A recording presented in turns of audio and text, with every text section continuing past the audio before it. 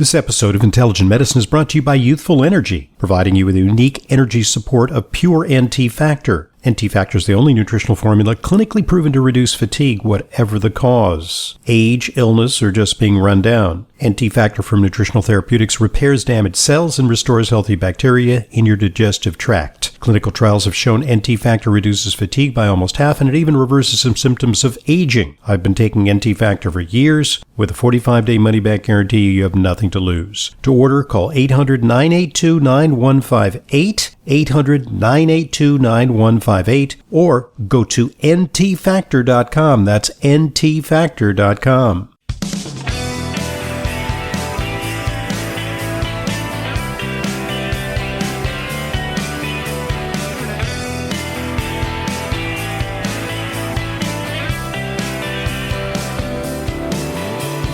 Welcome to today's Intelligent Medicine Podcast. I'm your host, Dr. Ronald Hoffman.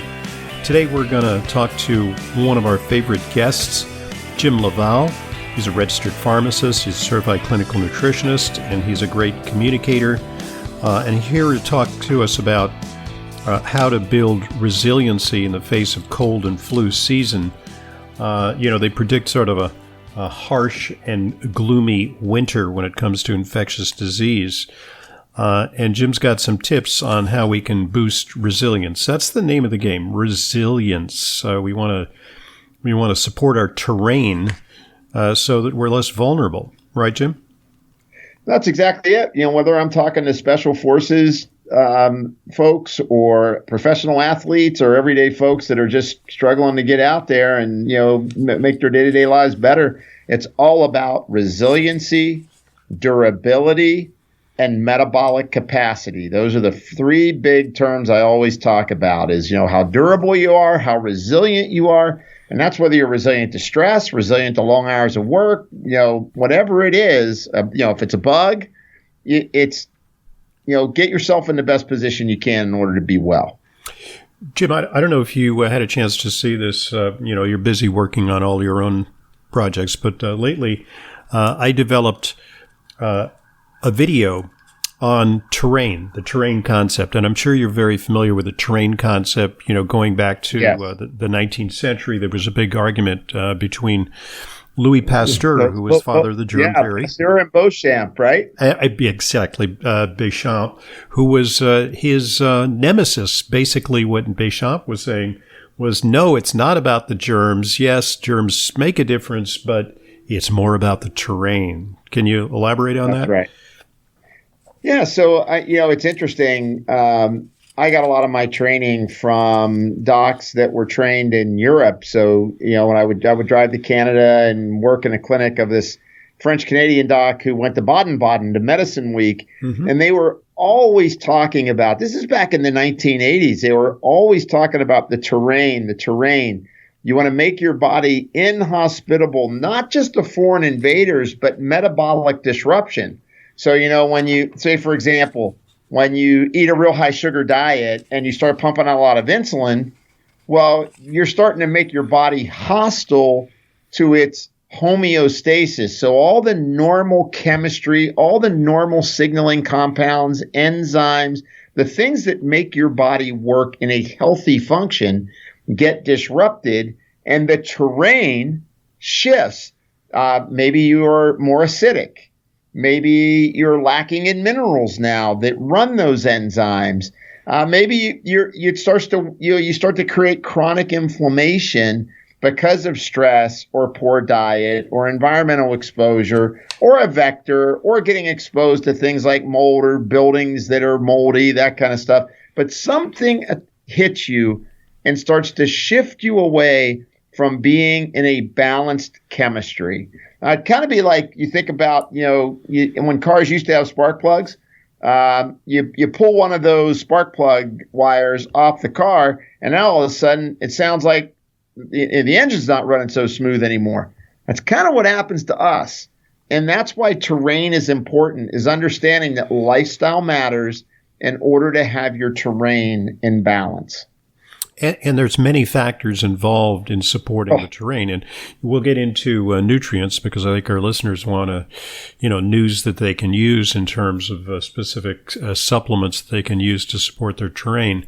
But before we get into that, what about just the fundamentals? I enumerated 10 in a little cartoon video that I created for our listeners and our viewers on social media. You should check it out. It's a simple I'm going to. I'm going to do it as soon as we're off this interview. I think that's awesome. But we're preaching to the choir. I mean, all these elements. We talk about sleep and exercise, and we talk about avoidance of toxins, environmental toxins. These are some of the fundamentals. Basic nutrition. The microbiome is important too, because we want to foster the beneficial bacteria in our gastrointestinal tract that send positive signals to our immune system and interact constantly with our white blood cells. These are all things that I think you're very familiar with. Right. So lifestyle, all these things are important. And unfortunately, lots of us are subject to the exigencies of life. We don't get enough sleep. We gravitate towards comfort food, have too much in the way of alcohol, etc. Yeah, without a doubt. I think, the one thing I like to talk to people about is their readiness to accept change. Because, wouldn't it be great if we could all just drink whatever we wanted, eat whatever we wanted, didn't work out, didn't have to sleep, and still remain being healthy? That'd be awesome. Unfortunately, we are the failed experiment here. Well, as are other countries that are in overfed states, it's been shown repeatedly that as countries become overfed, they get the chronic illnesses of heart disease and diabetes and degenerative disorders. And so I think getting that message across, culturally, it needs to change, here. But I think it's that point where people, they have aha moments, right? Either they get ill or they get scared or they have a family member gets ill and it wakes them up and they say, hey, I got to do something. And so it's that readiness to change. Is it really what creates a lifestyle change, right? Jim, I'm going to share with you a very interesting study. I think you can use it as ammo for some of your presentations. And the study was looking at what caused countries to have a worse outcome with the current pandemic. And so you might say, well, they didn't wear masks or they didn't have social distancing. They actually found that was not that crucial. What was most crucial was a simple statistic. Which were the countries who experienced a regression in lifespan? In other words, we've been seeing, since 1900, the average American lived to be about, 54 or something like that, worked hard, dropped dead, succumbed to infectious diseases. And then with each succeeding decade, we lived longer and longer and longer. We thought That's that right. the horizons of longevity would just extend, well beyond 100. But then we took a wrong turn a few years ago, and all of a sudden, life expectancy started to decrease. And that was the factor that predicted which countries got hit hardest by COVID-19. It's a very interesting study because they were just objectively looked at and said, well, let's figure out what made countries more vulnerable. And of course, what makes life expectancy less in a prosperous country is overconsumption, right? Exactly. Yeah, it's overconsumption. It's high cortisol and high insulin, right? And I've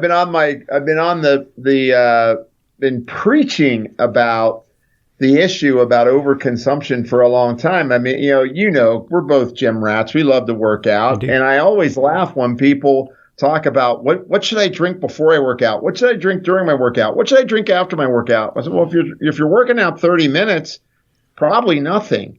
If you're going on a long bike ride, now that's a different story, right? But I think in general, overconsumption, and that's overconsumption of stimulants. I think everything like caffeine, nicotine, food, all of that stimulation, I think kind of falls in that bucket of starting to trigger metabolic inflammation.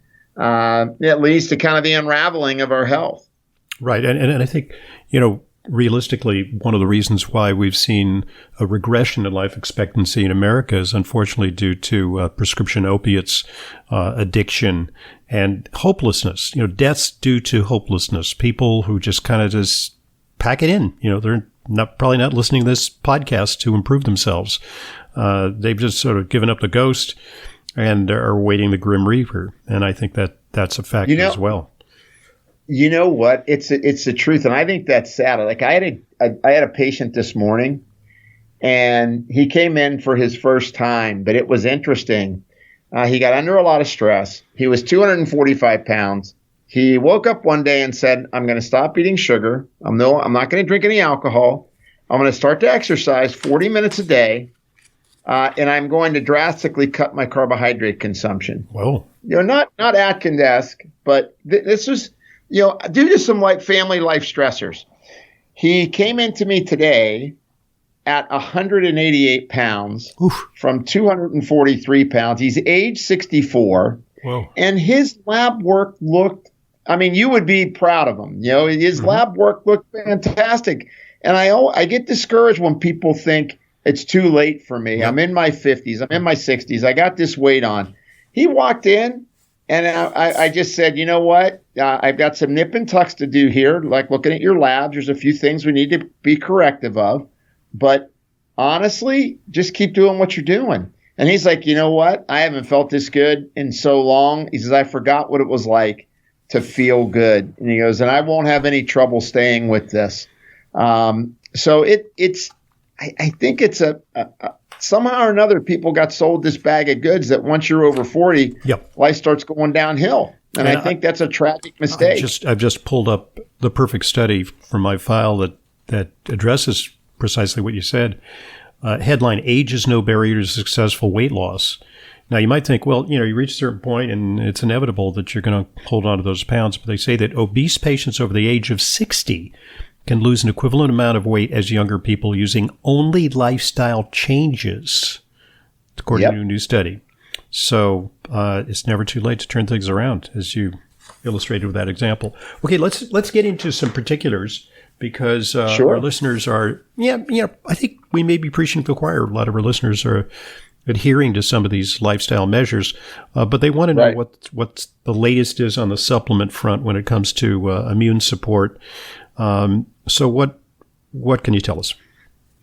Well, I think the one thing you already mentioned was, the microbiome. And so obviously things like probiotics are always important, and looking at prebiotics actually are important. And I know I've been on talking about aged garlic extract, or Coyolic, for its cardiovascular benefits, for its, the way it remodels vulnerable plaque and reduces it. I think I talked the last time about how left ventricular mass regressed in type 2 diabetics, meaning their left ventricle or their heart got smaller by 1.65% on our last call. But interestingly, what I think is starting to finally percolate is that a lot of the benefits that we're seeing on the cardiovascular front is probably because aged garlic extract helps your immune system. And what they found is that... Okay, so wait. So you're saying that it's beneficial for the heart, but that is via immune mechanisms, something about an immune-related pathway, right? Exactly. I think it's at least part of the story. I don't want to say that it's all of the story, but without a doubt... So it doesn't just thin the blood, it doesn't just expand the blood vessels or, do something. Right, okay. Way more interesting than that, because when they gave it to people who were overweight that had high inflammatory cytokines, in particular interleukin-6 and TNF-alpha, which are a byproduct of your immune system getting revved up, right? And it dropped those numbers as much as 33%. And then when they looked at the blood pressure studies on aged garlic extract, they saw that it improved gamma delta cells, which are T killer cells that give you readiness to fight. Because a lot of times when people are under chronic stress, their readiness to fight off something, a cold or flu, isn't there. And then they showed that it improved diversity of the microbiome. And when you're improving diversity of the microbiome, allowing it to reflourish, you're down-regulating something called lipopolysaccharide, right? And lipopolysaccharide comes from the breakdown of the bugs in your gut, and the bacterial endotoxins, internal toxins. Endotoxin releases, and your liver is supposed to filter it, and your lymph is supposed to filter it. But when you have gut permeability issues, you make something called LPS binding protein that grabs it and carries it through and gets it to tissues. And so when LPS attaches to tissues, like the inner linings of your artery or your heart or your kidneys, you trigger inflammation. And so it's interesting. And obviously they did a cold and flu study with aged garlic extract, and they showed a reduction in severity, duration, and a reduction in time to work down by 58%. Oof. So you get back, basically you're getting back to work in half the time if you're taking aged garlic extract versus placebo if you catch a cold or flu. That's pretty impressive. And so we're now seeing that although we thought this was always a heart healthy product that also worked well for the nervous system and helping to re-regulate the endothelium and blood pressure plasticity on your blood vessels. Now we're seeing that, well, you know what? Maybe some of that's because it's having such an intrinsic effect on helping the immune system to be restored. Right. And that totally makes sense because, they say that statins are really the bomb for people who have cardiovascular risk. And they're designed to lower cholesterol. But paradoxically, we see people with very low cholesterol getting heart attacks, and we see people with astronomically high cholesterol not getting heart attacks. And so there's a sort of sleight of hand there. Okay, take your statin. But it turns out that statins are very good anti-inflammatory medications. So, clearly they are. There is, something to this if we can tamp down the inflammation. But apparently it's not an either or, because I look at studies with people who have cardiovascular disease, and these days it's almost unethical to do a study on a person who has cardiovascular disease and not to put them on a statin. So they say, okay, they're on a statin already. So they're already pre-treated. Then they add the aged garlic extract. So it's not an either or. It's not like, okay, I don't want to take a statin, I'll take the aged garlic. It's like add the aged garlic extract. And there seems to be an additional advantage. There's sort of a synergistic effect when you do those things. Yeah, there's less progression to calcification when you add the aged garlic extract to a person who's on a statin medication. And that work was done by Matt Budoff, who's, was, I think, president of the Interventional Cardiology Society. He's heavily very prestigious guy. Yeah. The researcher. And Dr. Budoff made it clear that there was additive value. And the other thing that they found was that it's regression on vulnerable plaque. And in some populations, in healthy normal populations, we saw improvement in things like oxidized LDL. So I think it's interesting because I think it's hard not to have this inflammatory chemistry going on. And it's not just about cholesterol. It's, are you making bad actor lipids? Are your fractions of your cholesterol bad, like apolipoprotein B? Or how are you oxidizing your cholesterol? Basically, oxidation, for your listeners, right, is the rate of rusting of your cholesterol. So your cholesterol gets oxidized, and then your immune system attacks it. Yep. So, practical question here. I underwent an EBT heart scan and discovered I have zero plaque.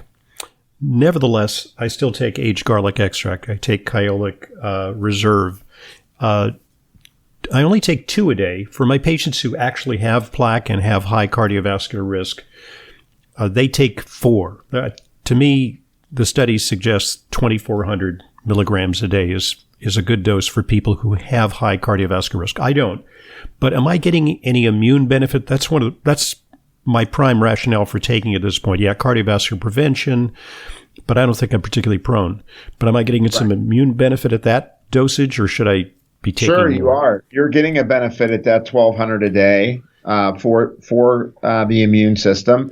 And it's interesting, though. So if you want to talk about total kind of inflammation risk, you think of the gingivitis study that just came out, where they showed on 3.6 grams a day, they showed a significant reduction in gingival bleeding and inflammation. And so I think you can think of, in your example, because you're pretty healthy, right? I mean, you do have a lifestyle that promotes health. 1,200 milligrams a day is going to be good for you, especially because you've had a cardiac score and it looks clean. You got zero plaque. You don't need 2,400. You need 1,200. But and 1,200 will be enough to confer an immune benefit, as in raising those gamma delta cells, T cells, in your gut. And so that's plenty, and that's good. And then, of course, in people that are at risk, the majority of the recent studies have been more suggestive of a 2,400 milligram a day dose. For what? For immune or in that cardiovascular? Case, for any of the cardiovascular situations. Okay. So, if you're trying to, regress vulnerable plaque or for blood pressure reduction, endothelial function, so improvement in pulse wave velocity, so the vascular tissue is more pliable and responsive to the nervous system. All of that kind of stuff is at 2,400 milligrams. Okay, and that's what I'm prescribing to our patients who are at risk routinely. And ancillary benefits for blood pressure, potentially? Oh, absolutely ancillary benefits for blood pressure. I mean, the way I always tell people, it's like, look, we always hear the term hardening of the arteries.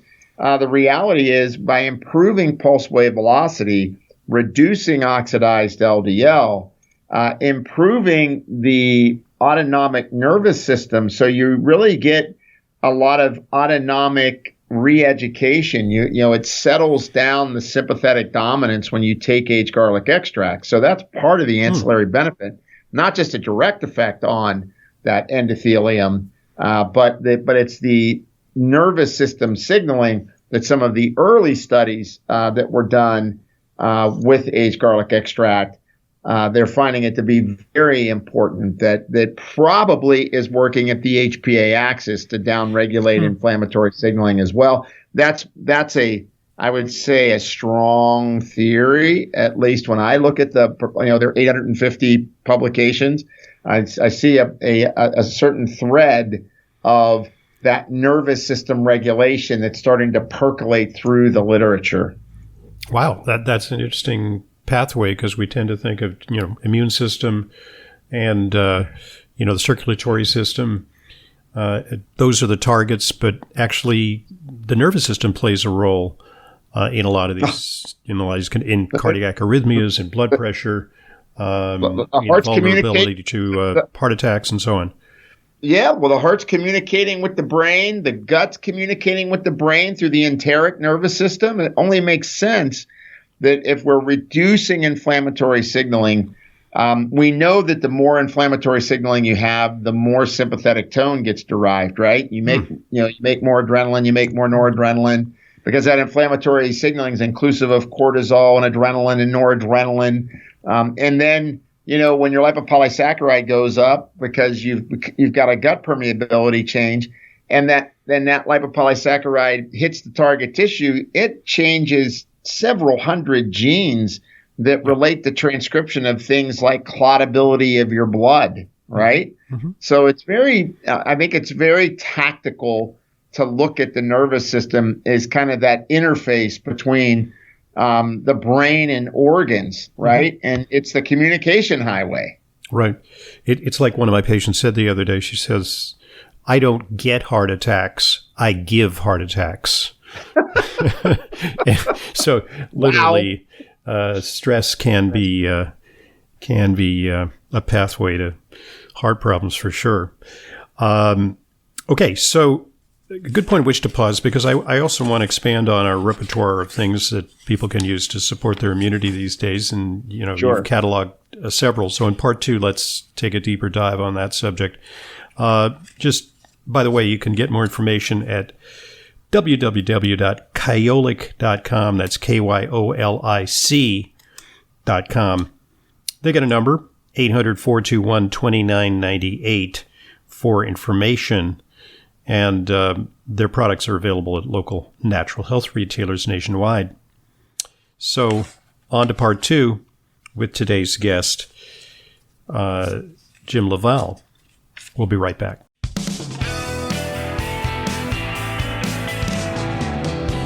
Welcome back to today's Intelligent Medicine podcast. I'm your host, Dr. Ronald Hoffman. Our subject is aged garlic extract for immune and cardiovascular health. We've covered some of that in part 1, but in part 2 with today's guest, Jim Lavalle, who's a clinical pharmacist, board-certified clinical nutritionist, and a great communicator. He works with all kinds of organizations, business entities, and sports teams, consults frequently, and teaches. Jim, what else can we look to in terms of our immune support repertoire? We covered lifestyle, the varieties Sure. of, sleep and stress reduction and good diet.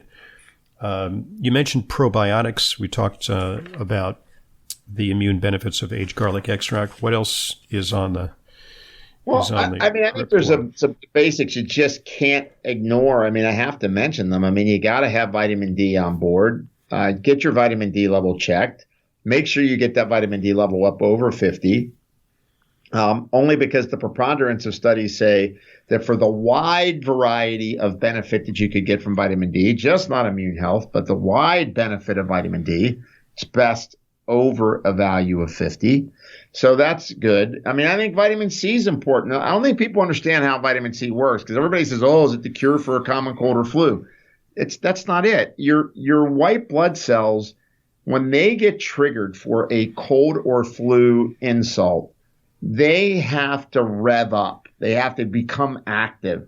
And those cells will use 5 to 6 times more vitamin C than when your immune system is at rest or when the terrain is in homeostasis.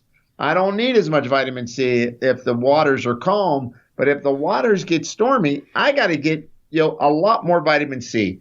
Obviously, quercetin valuable too. I really like Astragalus as a botanical. I think Astragalus has got a lot of value. It's been used in Chinese medicine for thousands of years.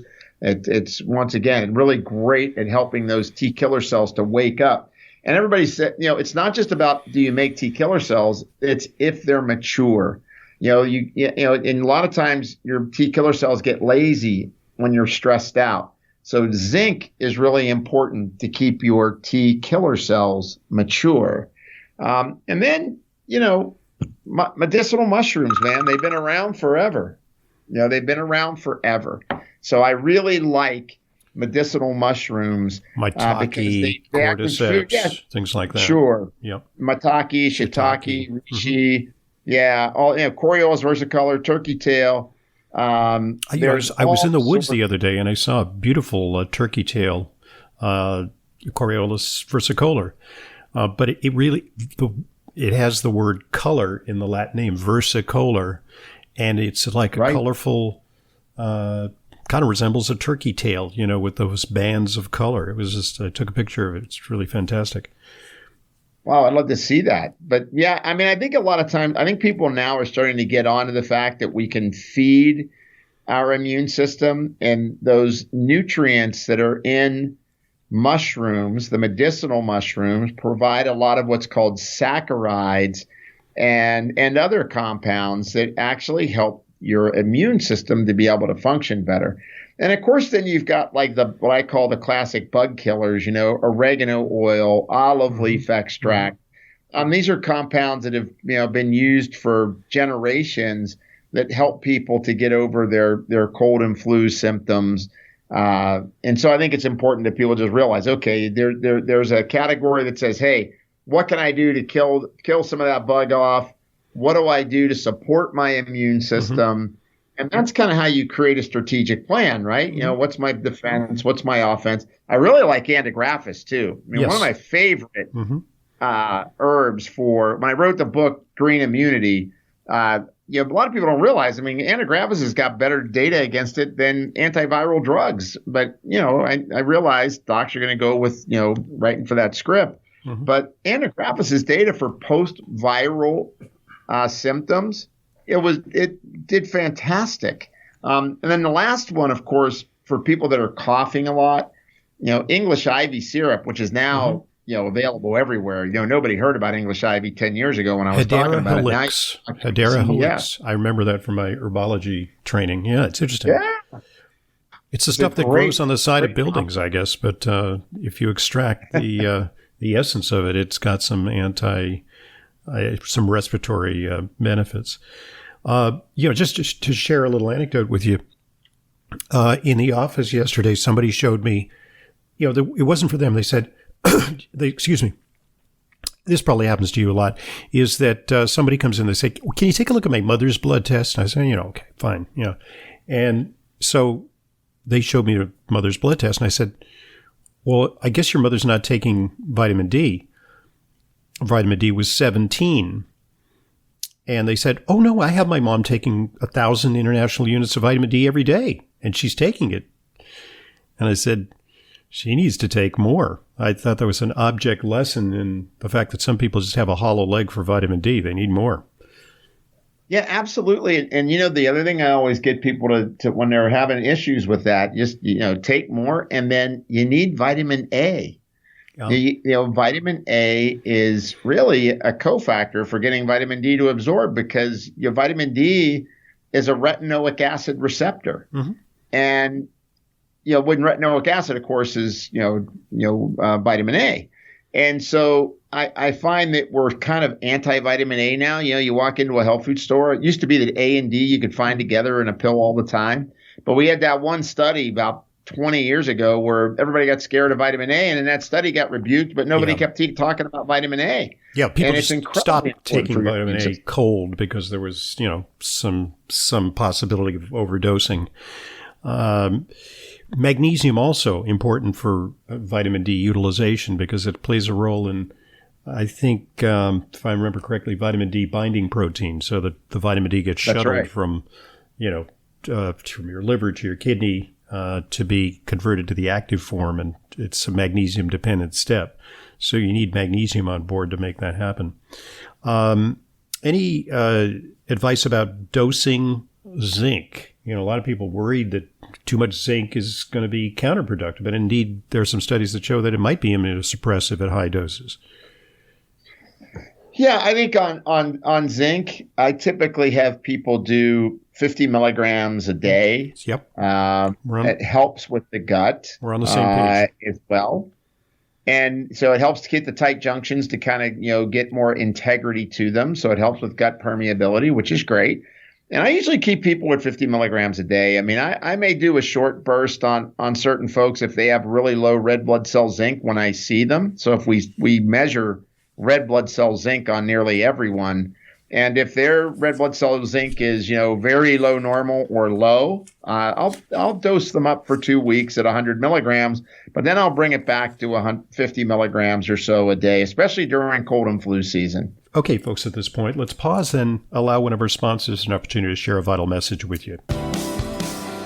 Do you want to reduce stress and get better sleep? I'm Dr. Ronald Hoffman with exciting news about an effective non-drug solution, the Zen by Nuvana. It's a safe, easy way to reduce stress and anxiety, improve your mood, sleep, and focus naturally. Zen is state-of-the-art. It connects to patented earbuds and uses your music to safely and conveniently deliver electronic signals that stimulate your vagus nerve, a major communication pathway between the brain and most major organs. The Nuvana app links Zen to your mobile device using Bluetooth so you can easily control and customize your experience. Choose from a variety of signal patterns to find what works best for you. Zen is safe, easy, and effective. And for a limited time, get 20% off the exclusive Intelligent Medicine Bundle. For more information and to order, go to nuvanalife.com/Hoffman. That's Nuvana, Neuvana, nuvanalife.com/Hoffman. Stress less. Focus more, sleep better, electronically. The Zen by Nuvana. Thanks for listening and thanks for supporting our sponsors. They're what make intelligent medicine a continuing free resource to you. And now back to today's guest, Jim Lavalle. Well, you're the author of the Metabolic Code. It's Cracking the Metabolic Code, one of your great books, or Your Blood Never Lies. And I think it's Your Blood Never Lies, actually, that talks about which lab tests to do. When it comes to testing for vitamins and minerals, how reliable are those tests? And, where are tests valuable and where are tests possibly misleading? Yeah, it's a good question. I mean, I think there's a lot of lab tests out there that are, somewhat misleading, like a hair sample for your minerals. Mm-hmm. I'm not sure that shows you adequacy in all your tissues. Mm-hmm. I think that even some of the tests that are out there right now that are measuring your tissue levels based on a white blood cell response. Mm-hmm. And I go, well, look, a good example, your adrenal glands use way more vitamin C than maybe your eyes do. Mm-hmm. And so, how are you getting that? I think that in some cases serum can work. I think red blood cell magnesium is more defined. Mm-hmm. Red blood cell zinc is better defined. Red blood cell chromium is better defined. Those are all things that can be measured relatively easy. I think we still struggle with studies that show competency, not deficiencies. Mm-hmm. True deficiency state, you get symptoms and you can pick that out. Yeah. But when we really talk about competency of nutrients and minerals, and how you optimize your chemistry, I think we still have a lot of ways to go on measuring our vitamins, minerals, and not just that. What's the impact of them? Meaning, the functional how are your tests. Enzymes functioning? Yeah. The metabolomics and the transcriptomics, exactly. Mm-hmm. And I'm humbled to it because I have to say that I've been testing vitamin, minerals, and supplement levels from the inception of my practice in the 1980s. And we've solved some problems, but still, I think we're in the infancy of understanding how best to assess whether people have adequacy. And, a lot of people say, well, just test my vitamins and minerals. And I go, I try to have a nuanced explanation of that. Like, you can spend, $1,500 and, you pays your money and you takes your chances. Yeah, I expressed that same concern. I think we're still in the learning curve. I think we can get some data. I think that we're still not there on a lot, though. And I can't plan on an organic acid urine being the way that I measure whether you're low in B6 or not, mm-hmm. because you take some B6 for a couple of days and all of a sudden your organic acids normalize. Well, does that mean you have tissue adequacy, or does it mean it just changed your urine expression, right? So I think there's a lot of those kind of things that we just have to be kind of careful on. So let's talk about some of the practical options for taking Coyolic aged garlic extract. We mentioned the Coyolic Reserve product, which is my favorite for cardiovascular disease, but there are a wide range of products. And when it comes to immunity, I think they have a specific product keyed to immunity, right? They do. That's Formula 103, and it actually does. It's aged garlic extract combined with astragalus and mushrooms, as well as having some oregano oil extract in it, olive leaf extract in it. It's a very nice combination to have during cold and flu season.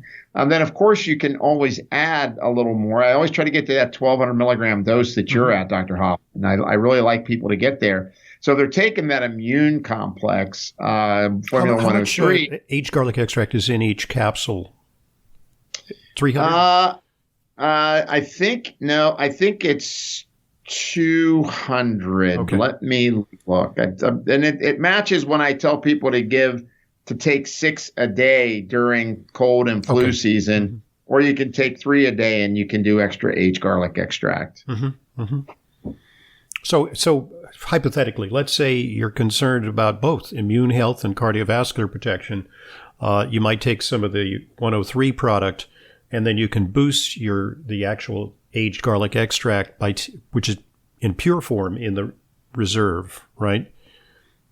Yeah, exactly. That's exactly what I do.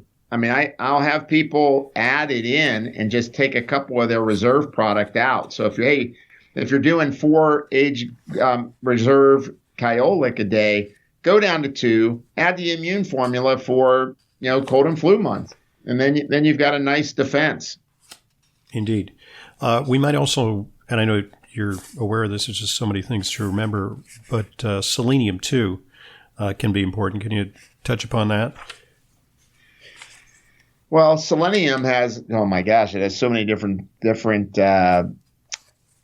functions that can be valuable. So everything from detoxification and upregulating your glutathione, which of course, when you get a cold or flu, you end up with depleting your glutathione pool.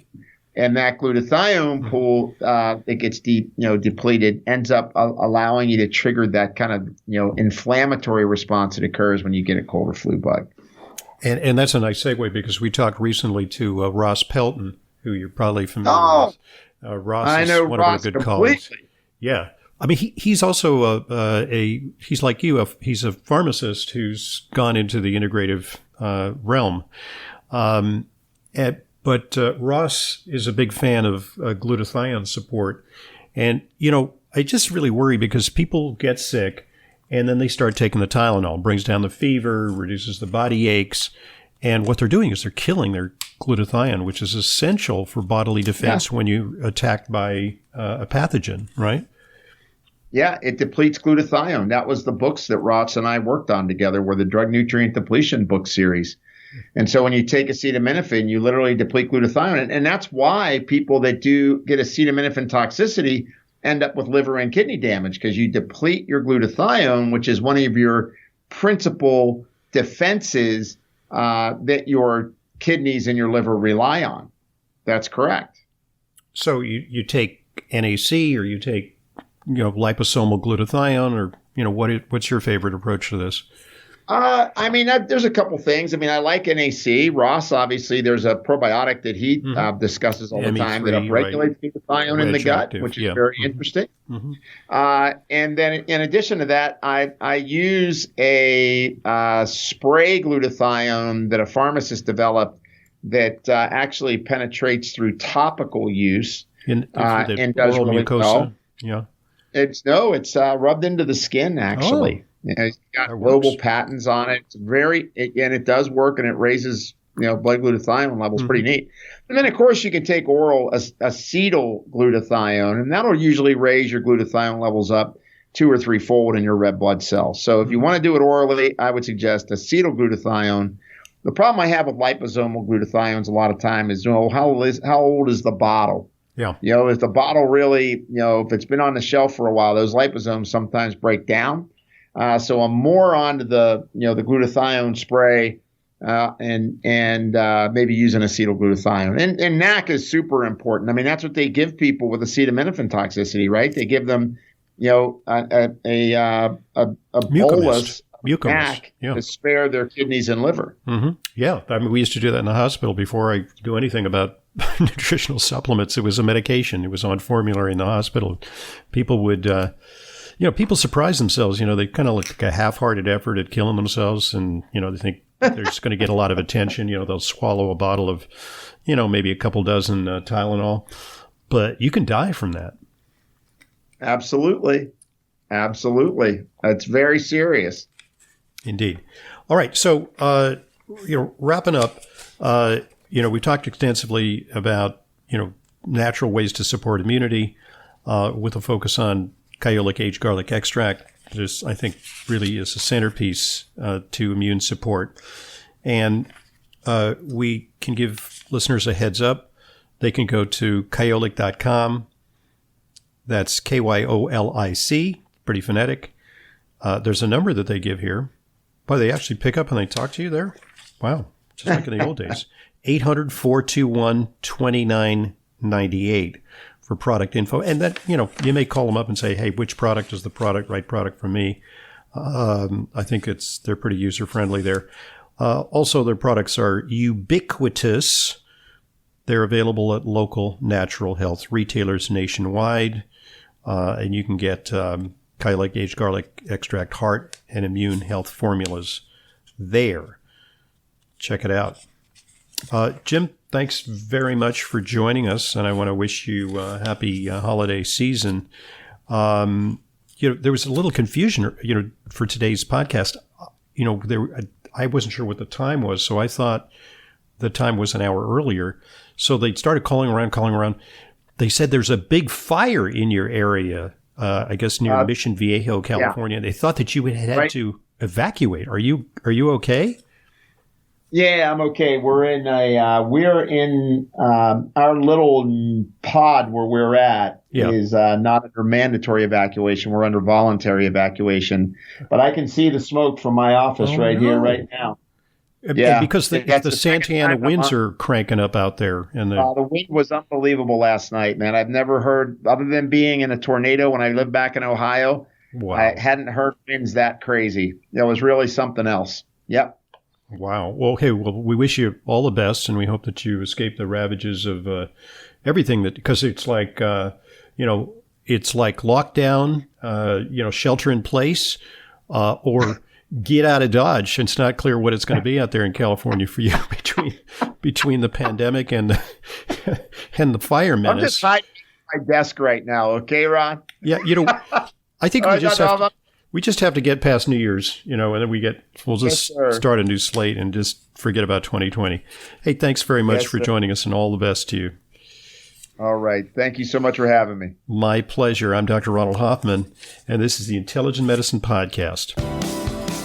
As an Intelligent Medicine listener, you know how important it is to ensure that your supplements are genuine, safe, and effective. But vetting your sources and tracking down the exact products you need can be a hassle. That's why I'm inviting you to browse my online supplement dispensary at drhoffmanstore.com. We stock only the highest quality supplements, some of which are very hard to find elsewhere. The very same supplements I prescribe to my patients and take myself. My specially curated professional-grade supplements are fulfilled via the FullScript network.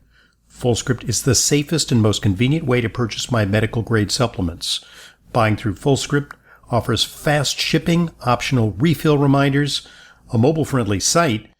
It's safe, secure, and HIPAA compliant, and offers world-class support. Just go to drhoffmanstore.com to sign up for your free FullScript account. That's drhoffmanstore.com. drhoffmanstore.com.